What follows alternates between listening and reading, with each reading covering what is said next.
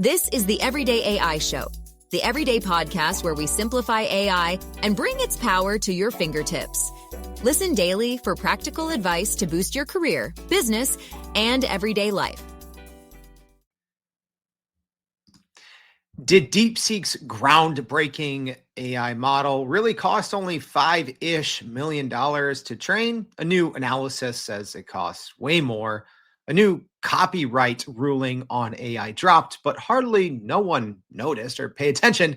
And OpenAI not only dropped an impressive new reasoning model in O3 Mini, but they're eyeing a $40 billion capital infusion just a week after announcing the $500 billion AI infrastructure plan in Stargate.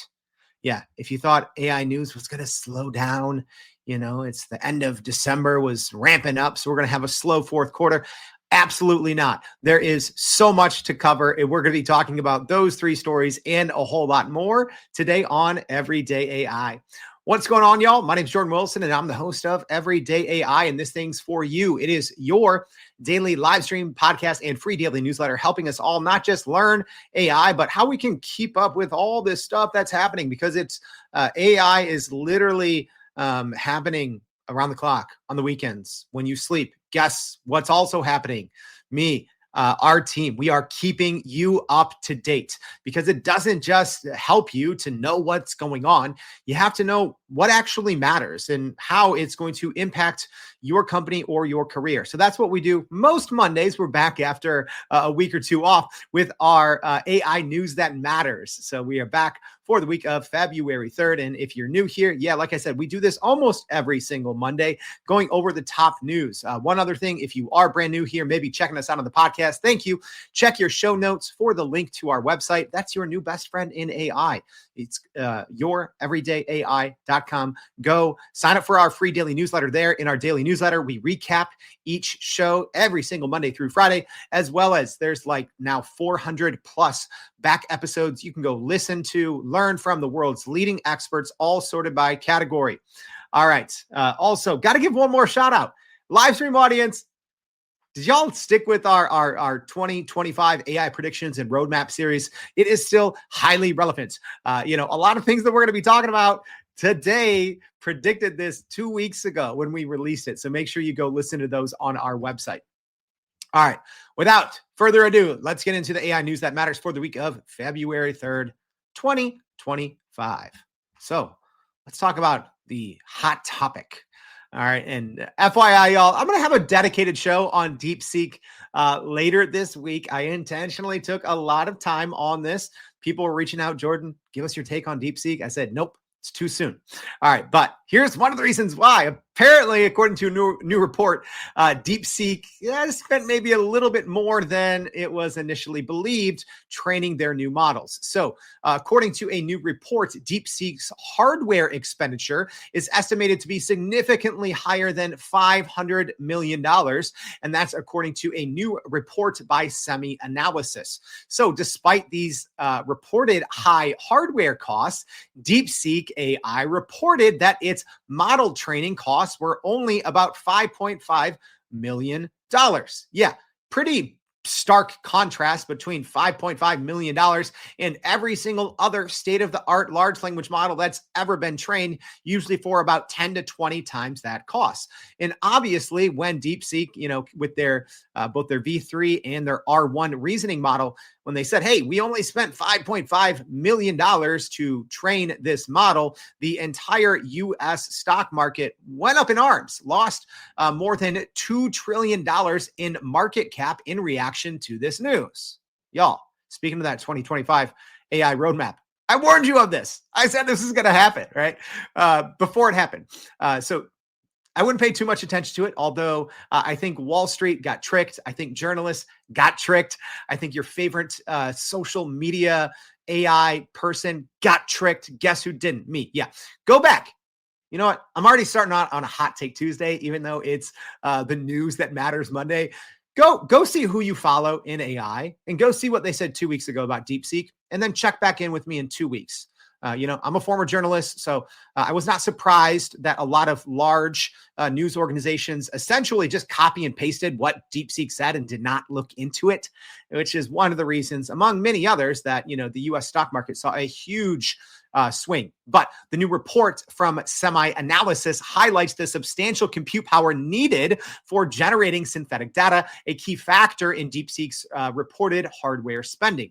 So DeepSeek's R1 model has been praised for its capabilities, with experts noting its rapid advancements despite U.S. restrictions on chip exports to China. Yeah, that's one of the biggest things. It's like there's only like one chip from NVIDIA that can make a state-of-the-art model like this, and reportedly DeepSeek in their last training run, this one that cost $5.6 million, wasn't using them. Again, these are all according to reports and what DeepSeek AI itself said. So obviously at the center of all this was number one, NVIDIA, saw their stock price go down. I believe it was by 17% over the course of like 2 days, because now everyone said, oh, it's so cheap and you don't need NVIDIA's, highest powered AI or their highest powered GPUs to train a state-of-the-art model. More on that later this week when we go in depth into the whole DeepSeek saga on our show. But it was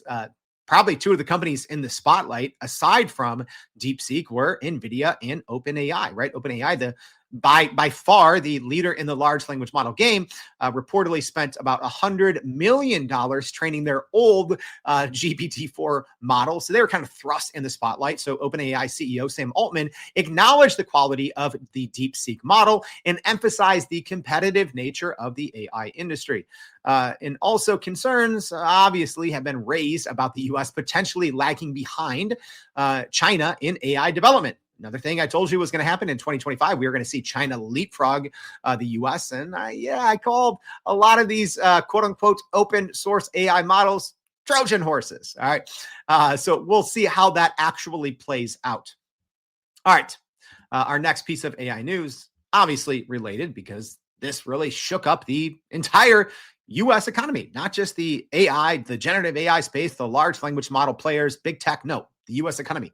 But OpenAI, at first they were like, okay, good job, DeepSeek. And then we saw the reporting where OpenAI is scrutinizing DeepSeek for allegedly using OpenAI's own models to distill or to help make their own model. So according to reports, OpenAI is investigating allegations that DeepSeek used OpenAI's AI models to create its competing chatbot. So that was first reported by Bloomberg. So like we talked about, DeepSeek's chatbot caused a significant market disruption, causing AI-linked U.S. tech stocks to lose about $2 trillion in market cap. A lot of that has since been recovered, but pretty significant. Anytime you see $2 trillion in market cap erased from the U.S. economy, pretty big deal. So DeepSeek claimed that its AI model was developed at a fraction of the cost and hardware needed compared to rivals like OpenAI, Claude, Google, etc. So OpenAI's CEO, Sam Altman, initially expressed admiration for DeepSeek, but did later acknowledge evidence of distillation, or a technique where smaller models replicate larger models, right? So you have this whole kind of like teacher-student paradigm between the models where, quote unquote, smaller companies are just using outputs from larger models to distill information or to take or borrow outputs from a larger model to train theirs, which is against almost every single proprietary large language model's terms of service, such as OpenAI. So this is happening quickly, y'all. And in our daily newsletter, we'll continue to keep you up to date as we have this week. But the U.S. Navy, interestingly enough, has banned DeepSeek's apps due to potential security and ethical concerns. And the U.S. National Security Council is evaluating the AI apps implications. So yes, DeepSeek's, you can download it, right? It's not a true open source model. All right. I'll get into that later in the week, but it is a fairly open source model in the same way that Meta's Llama, it's fairly open source, not 100%. But yes, so people are kind of missing the point. Everyone's like, oh, you can, download it. It's open source. Well, not it's not really open source according to all of the rules for for something to be considered truly open source. But most people are still just using it via the app interface. So there's a lot of intricacies with the data sharing and really just privacy concerns, right? In the same way that, the whole TikTok ban was being talked about for 2+ years. It was banned for, I don't know, a day. All the teenagers went crazy. US President Trump reinstated TikTok, but they are on a shot clock now. So I think we're going to be seeing the same things. At least the app on the iPhone could be banned, right? So it topped the US charts for free iOS apps, right? So a lot of people, downloaded DeepSeek on their phone, on their iPhones. I wouldn't be surprised if it does get banned in the US eventually. It's already been banned in other countries, such as Italy. So the situation is presenting a significant challenge for Silicon Valley in the global AI competition. Also, David Sachs, Trump's AI advisor and czar, I think, suggested that intellectual property theft may have occurred by DeepSeek. So, it's not just OpenAI and, reporters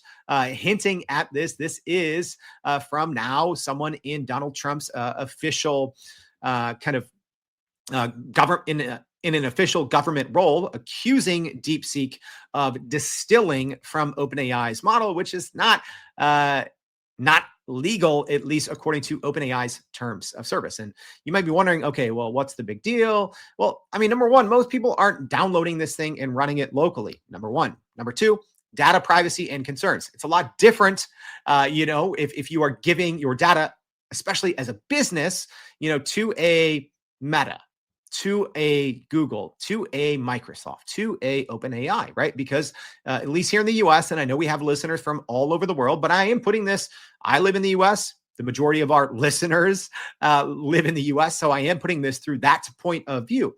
There's a lot of huge concerns when you are essentially connecting all of your business data and uploading it and sending it to a company based in China. You really have to understand how China treats its data and its link to the government, which is not the same here in the US.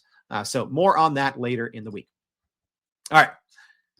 More DeepSeek news. And this one gets a little weird because Microsoft has announced that it will host DeepSeek R1 on its Azure cloud service, despite those exact accusations that we just talked about. So yes, it now looks like OpenAI is rightfully so pointing the finger at DeepSeek, yet Microsoft, which is one of the biggest backers of OpenAI, did just announce that they will be making the R1, the reasoning model from DeepSeek, available on its Azure platform. So yeah, pretty noteworthy as it involves a major player in AI, Microsoft, which, like I said, is OpenAI's largest investor, now offering access to the model accused of violating OpenAI's terms of service. And not only that, but from the company that I think was maybe kind of tricking the US economy into going down. More on that later this week. All right. So Microsoft's decision to host R1 is seen as making it more legitimate in the business community, despite that ongoing dispute and the probe into data extraction practices by DeepSeek.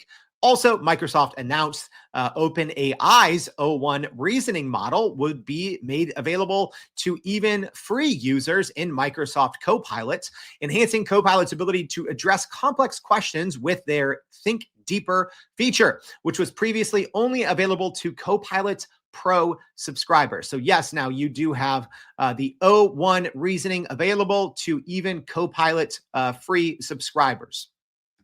All right. Our next piece of AI news. Yeah, a lot with OpenAI this week, y'all. So OpenAI announced partnerships with the US government to enhance research across various fields using AI, marking a significant step in AI's role in advancing science and national security. So approximately 1,000 scientists across diverse disciplines within the US government will gain access to OpenAI's latest reasoning models, according to the announcement. So, researchers from Los Alamos, Lawrence Livermore, and Sandia National Labs, so those are all US government entities, will utilize O1 or another O series model. All right, so on Venado, which is an NVIDIA supercomputer at Los Alamos, with Microsoft's support in deployment. So OpenAI also announced ChatGPT Gov, a secure AI solution designed specifically for U.S. government agencies to use ChatGPT. So agencies can self-host. That's an interesting one.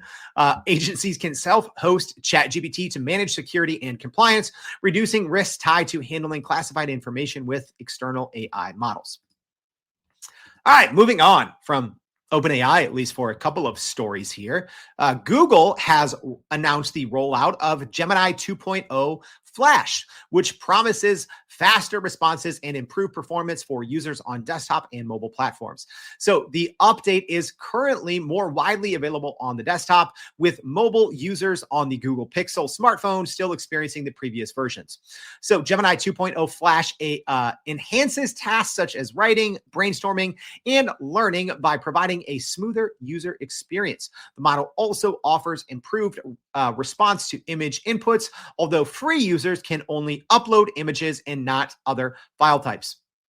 So previously only available to Gemini Advanced subscribers, the 2.0 Flash model is now accessible to all users, providing a significant update from the 1.0 Flash model. Yeah, this is pretty big because the front end of Google Gemini, up until December, they weren't really transparent in what version you were running, right? So I actually did a ton of digging, even reaching out to people at Google. And finally, I essentially got a hint that, up until December, for the most part, the model that you were using, if you go to gemini.google.com, right? So it's different than if you're, using Vertex or Google AI Studio on the back end. But if you were just logging in and using the Gemini chatbot, you were generally using a version of Gemini that was 6 to 9 months outdated, which is not good. So that changed in December. But now we have the official version of 2.0 Flash, where previously we had an experimental version of the Gemini 2.0 model, but now we have the official Gemini 2.0 Flash inside of Google Gemini and the Google Gemini app. All right. A big US copyright case that I didn't really see a lot of people talking about, so I think it's important to chat about it. So this is the second kind of quote unquote ruling or kind of paper to come out of the U.S. Copyright Office, and there will be more. So the U.S. Copyright Office has issued guidance stating that AI generated outputs based solely on text prompts are not protected by current copyright law.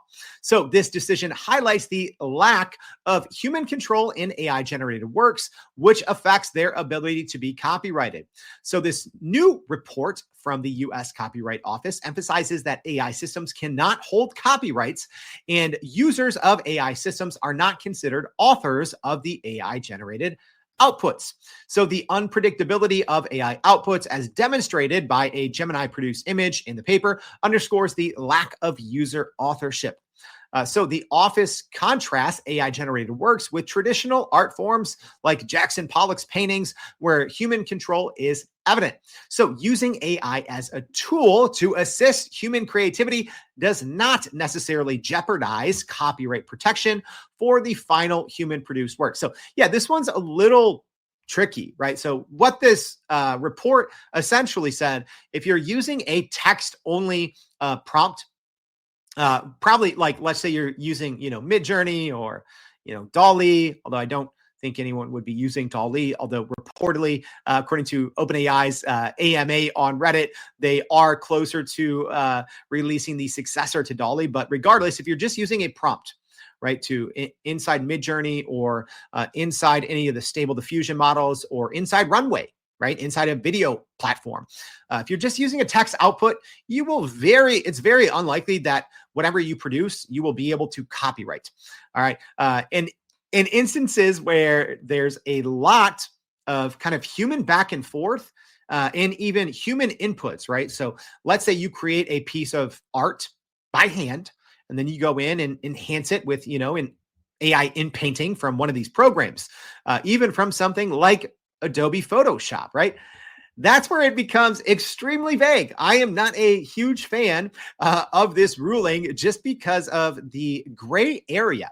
I would say this ruling, we'll link to it in the newsletter, and we did last week, but I'd say it's like 90% gray area, right? Because essentially they said in those instances where it's kind of almost like an equal input of human and AI, they're all going to be judged for their ability to be copyrighted on a case-by-case basis, which does not make sense. I'm not saying I have the answers, but I don't think this is the ruling really anyone was hoping for, because all it really said is, okay, well, if you use text only, you can't copyright that, which I think a lot of people already knew.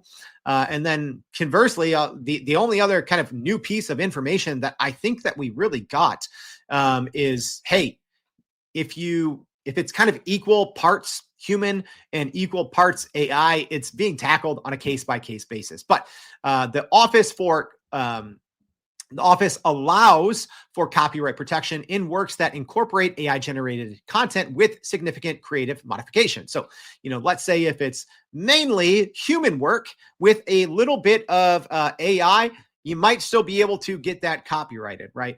Which is huge, because here's the thing. In most creative workflows in 2025, it is going to become very hard to create something without the use of AI, right? And now, we've seen all these stories now of, publications and writers guilds trying to create systems to prove that your work is not AI generated or AI augmented, which I don't think is going to accurately work, because that's not how generative AI and large language models work either, or diffusion models, right? It's very hard to prove or disprove, aside from if you are using a system that does have an invisible watermarking system, but those are also easy to get around. So it's a pretty interesting announcement here coming from the second report from the U.S. Copyright Office. All right, moving on. $40 billion. That is billion with a B. So according to reports, SoftBank Group is in discussions to lead another significant funding round of up to $40 billion for OpenAI, potentially valuing the AI behemoth at $300 billion. This would set a record for a private company investment if this does come to fruition. So the move highlights the escalating competition in the AI sector, particularly with the Chinese players now, with DeepSeek and Qwen really entering the fray in late 2024 and really putting their stamp on the race in early 2025. SoftBank has previously valued OpenAI at $260 billion, a substantial increase from $150 billion. That was the valuation just a few months ago. This new round of funding reportedly is expected to be facilitated through convertible notes, contingent upon OpenAI restructuring its business to limit the control of its nonprofit arm, which is originally how it was founded. SoftBank reportedly has about $30 billion available for investment, with a commitment of up to $25 billion potentially directed towards OpenAI and its joint venture, Stargate, which we talked about in the newsletter quite a bit over the past week or two. Stargate, if you didn't know, aims to bolster the U.S. position in the global AI race against China and others, complementing SoftBank's previous $15 billion investment into that venture. So yeah, now it looks like since SoftBank is one of the main financial supporters of the Stargate project, that kind of joint venture between, SoftBank, Oracle, Microsoft's in there more on the data side. So now SoftBank reportedly going all in doubly on OpenAI by not just the Stargate financial support in leading kind of the financial push there, but also in this new round of funding for OpenAI. So yeah, if you didn't know, the Stargate initiative is a $500 billion joint venture led by OpenAI, SoftBank, and Oracle, and it aims to expand US's AI infrastructure with significant investment in data centers, job creation, and technological advancements. All right. Speaking of Oracle, one of the largest companies in the world, just announced, big surprise, advancements in their AI agents capabilities.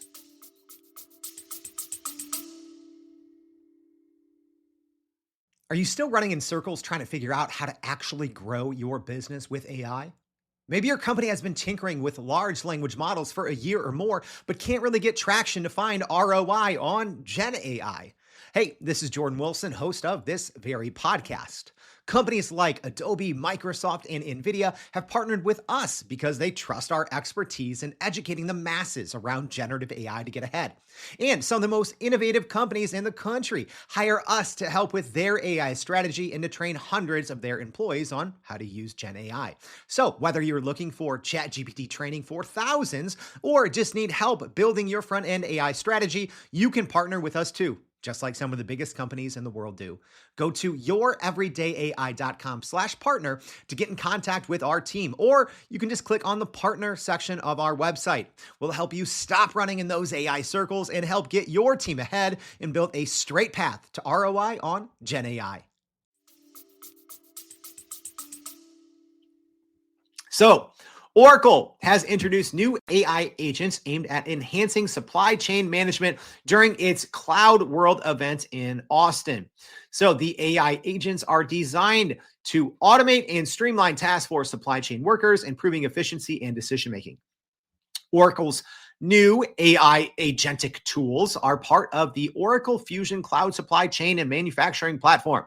That is a mouthful and a half, targeting areas like product inspections and delivery instructions. So the move aligns with the broader tech industry's trends. Everyone's going, agentic in 2024 and 2025, joining the likes of companies like Microsoft, Google, Amazon, NVIDIA, Salesforce, OpenAI, everyone else investing heavily in AI agents. So Oracle's announcement, obviously, like we just talked about, follows the Stargate project collaboration with OpenAI and SoftBank. All right. And then last, but definitely not least, we got a new model that it looks like is going to, at least from a benchmarks perspective, be the highest or the best new model in the world. So we'll see how long that lasts until, Quen or DeepSeek or Google or Claude announces a new model. But OpenAI has launched the O3 Mini reasoning model. Not just that, but also for free. Yes. So a lot of people are saying this is in response to DeepSeek releasing their R1 for free. But OpenAI did just announce this for even free users, marking the first time a wide audience can access the most advanced models, which were previously reserved for the $20 a month ChatGPT Plus users or the $200 a month ChatGPT Pro users. So there is, gotta love these names here. But Sam Altman did say that they were trying to fix their naming problem. So we have two new models, actually, O3 Mini and O3 Mini High. I know. And this follows O1, which was before called O1 Preview. And then we had O1 Mini. Then we got rid of O1 Preview and just got O1. But then we also added O1 Pro.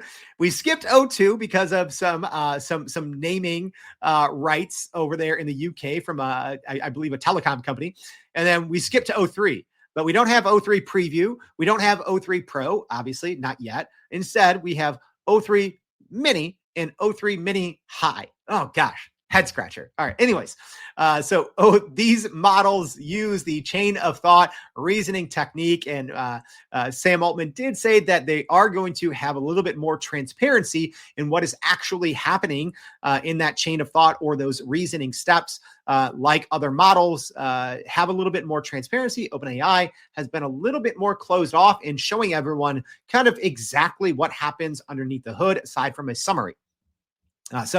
According to OpenAI, the O3 Mini responds 24% faster than its predecessor, O1 Mini. Okay, so comparing O1 Mini to O3 Mini. So O3 Mini responds 64% faster and costs 63% less per input token, though it does remain about 7 times more expensive than non-reasoning models like GPT-4o Mini. But to me, that makes sense, right? You're not going to use an O series model for everything if you're a company, right? You're only using it for more complex tasks, right? The reasoning models, I think they are much better for anything in coding, software development, STEM, anything in advanced mathematics, business intelligence, right? I think it's great for reasoners, but one thing that I love, and we did a big O1 Pro episode here on the show. So if you want, you can scroll back and listen to that. It was about 10 to 15 episodes ago. But I think it's also great. These O1, O3 models are just great for dumping a lot of data and saying, hey, this is who I am. This is what I'm trying to do. This is, it requires some business logic. So I think a lot of people are saying, oh, I'm not in software development. I'm not in business intelligence. Well, do you have a pile of data? Do you have a job that requires you to think in a multi-step way and make a business decision based on that data? Right? I think it's the O1 model. Completely love it. I'm using it all the time, even though I thought I would still be using the 4.0 model much more. I'm using the O1 and now the O3 Mini High. What a name there. Much more than I thought. But the launch signals OpenAI's strategy to maintain its edge in AI innovation, despite increasing competition, like we said, from more quote unquote open source models like DeepSeek's V3 and R1, its reasoning model. But the biggest feature no one's talking about, saving what I think is one of the biggest things for last. It connects to the internet. All right. O3 Mini and O3 Mini High connect to the internet, where the previous O1 Preview, O1, O1 Mini, and O1 Pro did not connect to the internet. And that is extremely important to be able to quickly query the internet, pull in information, because one of the biggest things about using a large language model and why I still tell companies, do not use Claude on the front end, right? If you're using it on the back end, connecting it, with a RAG pipeline into your company's most up-to-date data, sure, right?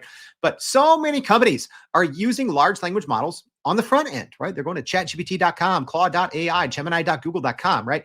There's been a lot of problems. I think Gemini really improved in December, and we've seen these updates roll out, but Claude is still not connected to the internet, although we've seen some reports that saying they're getting closer to having that, and then maybe that might be suitable for enterprise companies to use on the front end, right, on a Teams or an enterprise plan. But, I'm personally very excited that OpenAI has included the ability to connect to the web in the new O3 Mini and O3 Mini High model. So there we go, saving what I think is the best little nugget for last. All right, that is it. Let me do a very, very quick recap of the AI news that matters for February 3rd. So according to reports, DeepSeek's hardware cost more than $500 million, throwing a big corkscrew into that hole. We trained it for $5.5 million. OpenAI is scrutinizing DeepSeek for allegedly using its model for distillation purposes.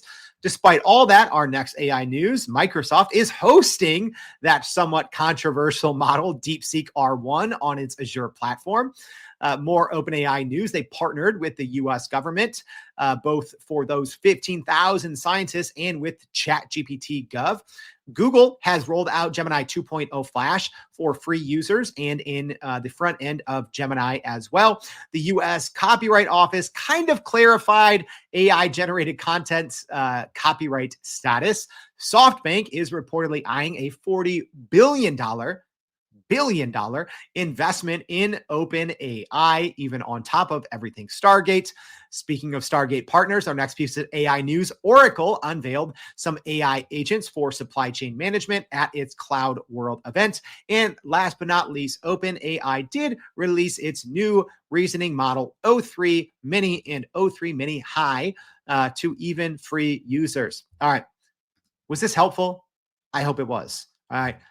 Live stream audience, thank you for tuning in. If this is helpful, go click that repost button. If you're listening on the podcast, I super appreciate it.